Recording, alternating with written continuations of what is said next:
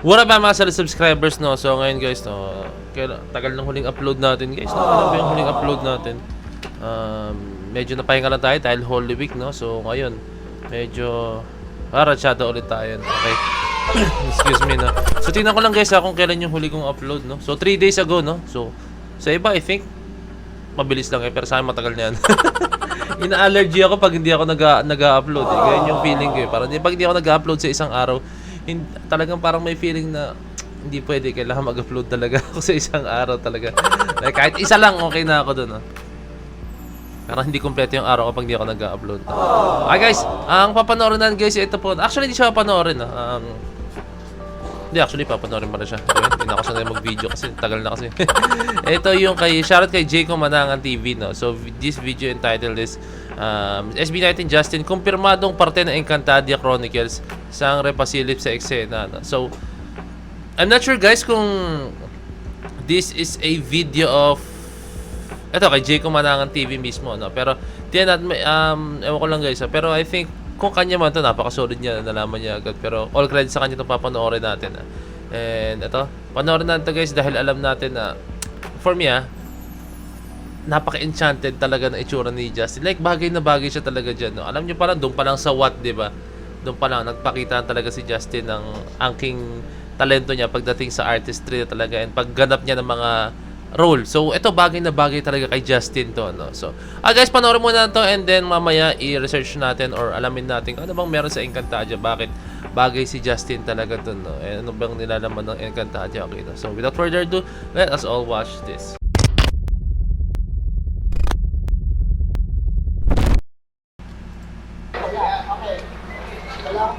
Ayan, Justin, may kita niyo naman. Say to your Nazis. Para may espasyo si Tera sa shot. Okay? Actors, tandaan natin yung posisyon. SB19 Justin, kumpirmadong parte ng Encantadia Chronicles, Sangre ng GMA7.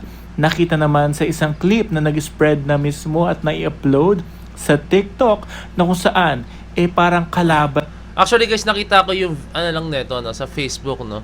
Nakita ko siya, meron lang siyang image, no. Pero hindi ko nakita yung ito yung may movement sila mismong ginawa dito. Yan. Akala ko anong una baka ano siya like edited pictures kasi pag picture madali siya dayain. Pero ito guys, makikita niyo sobrang pixelated niya at the same time mahirap din dahil pag pixelated guys, no. So guys, sino bang may mukhang ganyan ka sobrang kapogi, no? Si Justin lang naman guys, no. Para may espasyo si Tera sa shot. Okay? Actors, tandaan natin yung posisyon. SB19 yung ngiti. Justin yung ngiti. SB19 Justin, kumpirmadong parte ng Encantadia Chronicles, Sangre ng GMA7. Nakita naman sa isang clip na nag-spread na mismo at nai-upload sa TikTok na kung saan parang kalaban niya si Tera, no, dahil naririnig natin habang naka-harness itong si Justin. To be confirmed.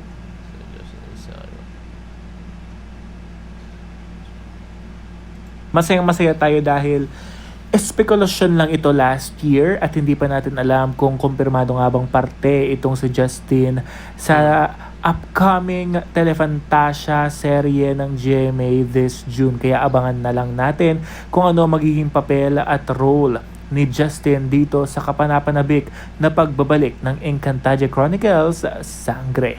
Okay, no. So, una sa lahat guys, no, shoutout sa CapCut, let's go, no. And una sa lahat guys, no, ang Encantadia guys, napaka-grabe na yan, no. Kumbaga sa teleserye, isa na yan sa tumatak talaga way back before, no. Lalo na yung unang labas niyan, like sino-sino ba yan? Sila Sunshine Dizon. Sino ba yung mga nandyan? Nalimutan ko na. Ito, Tenan May guys, okay? Tara, panood. Tenan to. Okay guys, no, ito na, tulong tayo, hingi tayo ng tulong kay Wikipedia guys, no, guys, no, yan, produced, Encantadia is a Filipino fantasy franchise produced and published by GMA Network. Consists of 4 television series that have run 2005 to present. So up until now guys, na mamayag pag siya, no? So 2 dekada na po talaga siya guys, napakalupit na po talaga, no? So ganun siya katindi, ganun siya nagmarka po talaga, no? Actually unang-una nito talaga is yung Mulawin, no? Tapos sumunod tong Encantadia, tapos parang naging, pagkakalala ko, parang nagkaroon ng crossover to, no? Parang yung Mulawin naging part ng Encantadia. Parang, ano siya, no?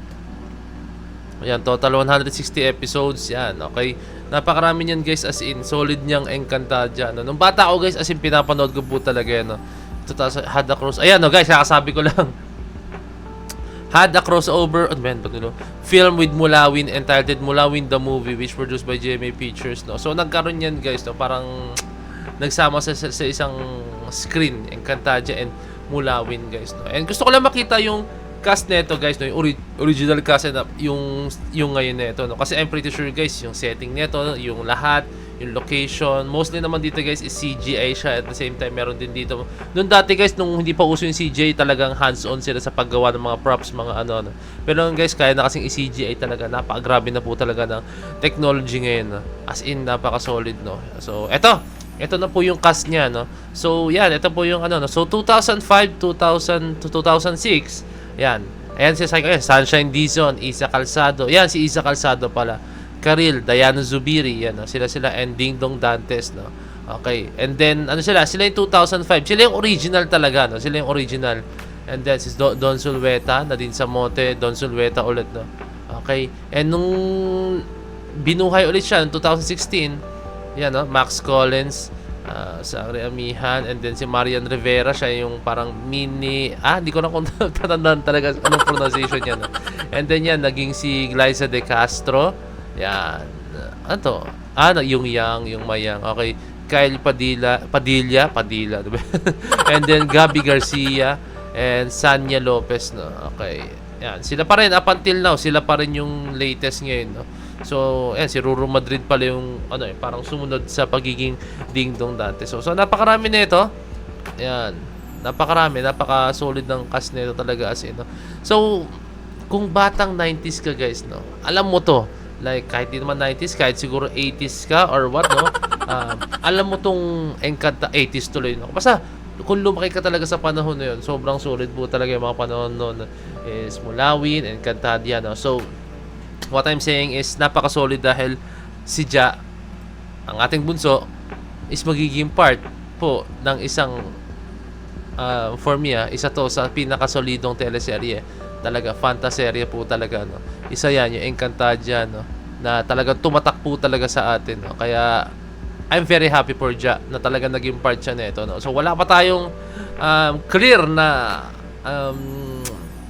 balita regarding dito, no? Binalita na talagang confirm po talaga na si Justin yun, no? So, ang sinasabi ko lang, okay lang. So, sinasabi ko lang, kung magiging part man si Justin doon, napaka-solid. Pero kung hindi, okay lang, walang problema din, no? Kasi mali mo, music video yung sinushoot, no? Diba? Hindi na alam. Baka music video yung sinushoot, kaya may ganun.